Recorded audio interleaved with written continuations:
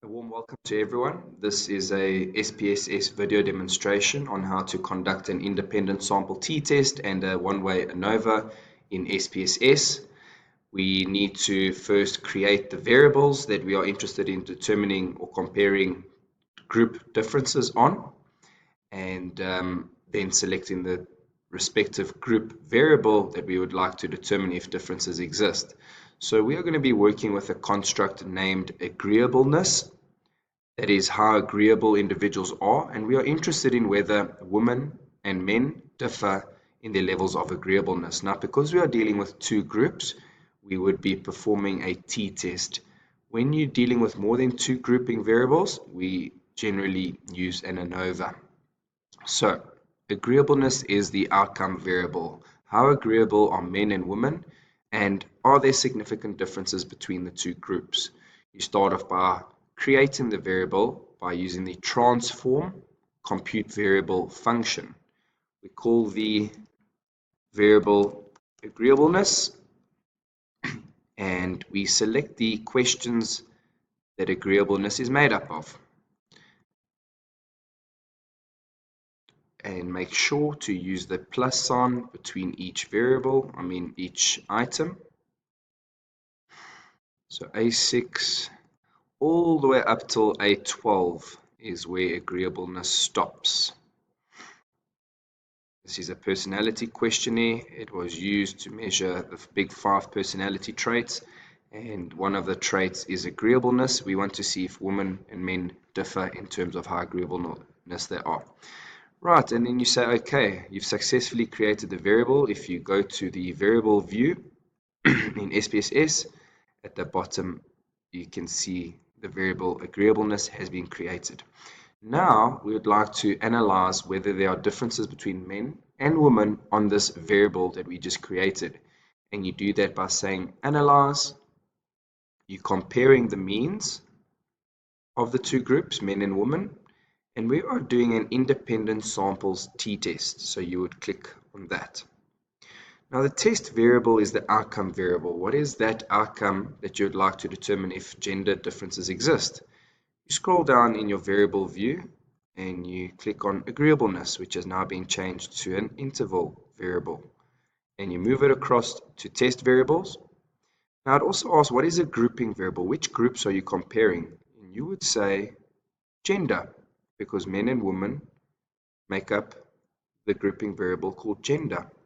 And the option comes, you see you can't click OK yet because you need to define the groups. In your data set, you will have a whole bunch of numbers representing a particular variable. So it asks you to define the different numbers in your data set. Group 1, they will be called number 1, and group 2 will be called number 2. Men are number 1 and female are number 2 in this particular data set.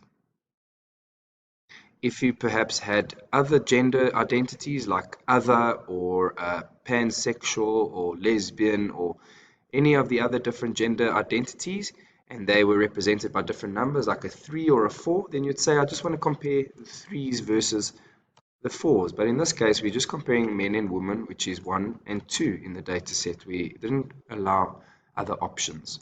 If you go to options, it says, okay, what is the confidence interval we're working with? 95%. We're happy with that. And we can then say, okay. And it will perform an independent sample t-test. The first table provides the means or the averages for each group that you specified on that particular variable that you're interested in. So agreeableness for number 1, which is men, the average was 46.61. Whereas for women, the average on agreeableness was 48. So we can see that there are differences in their means, although we haven't determined whether they are statistically significant just yet. We are just looking at face value. Are there differences in the averages for these two gender groups based on their level of agreeableness? And we can see that women are slightly more agreeable than men. What's important is to look in this independent sample test table. We look at the row called equal variances assumed. We are assuming that there are equal variances unless being tested otherwise or proved otherwise. And you look at this column called significance. to determine whether there are statistically significant differences. And we look at this value over here, the two-sided p. And 0.014 is less than 0.05, which means it is statistically significant. Even if we had to assume that variances are not equal, it is still statistically significant.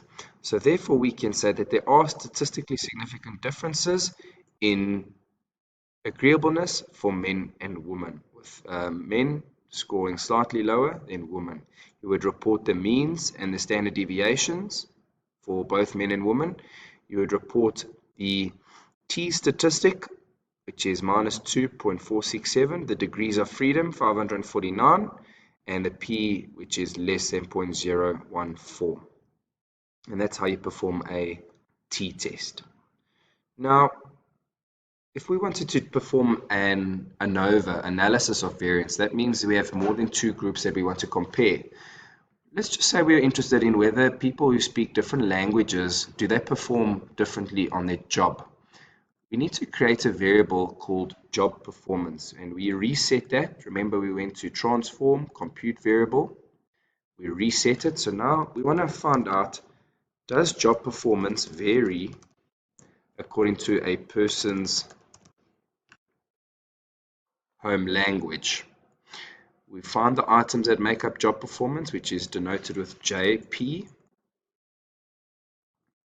all the way to JP6, job performance. Does job performance differ according to one's home language? You first need to create the outcome variable. Right, so we've created it, we've called it job performance. Make sure that you've got the plus sign between each question that measures job performance and say OK. If you go to your variable view, you've got job performance as a variable that you've just created, and it's now in the form of a scale. You would say analyze, compare means and proportions, and select one-way ANOVA, because now we are performing an analysis of variance. The dependent list is the outcome variable that you're interested in, which is job performance. So we move that over.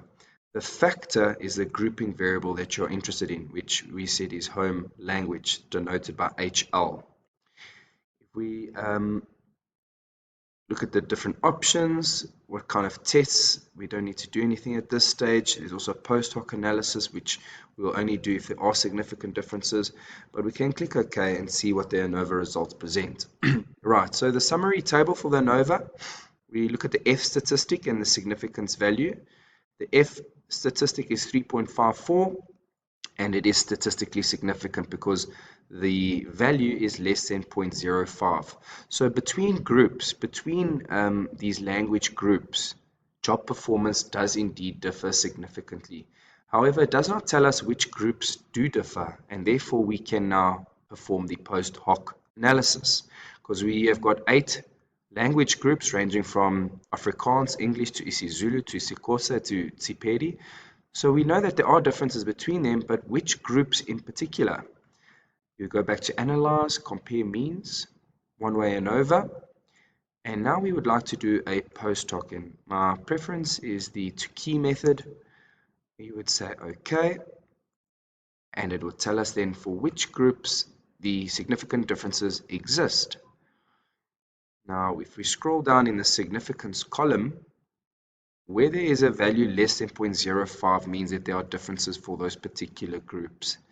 And we can see over here, for language group 4 and 7, there are statistically significant differences, and the difference is 2.19. The difference in job performance among language group 4, which was isiZulu, and language group 7, which was Tsipedi, is 2.19 units, and it is statistically significant.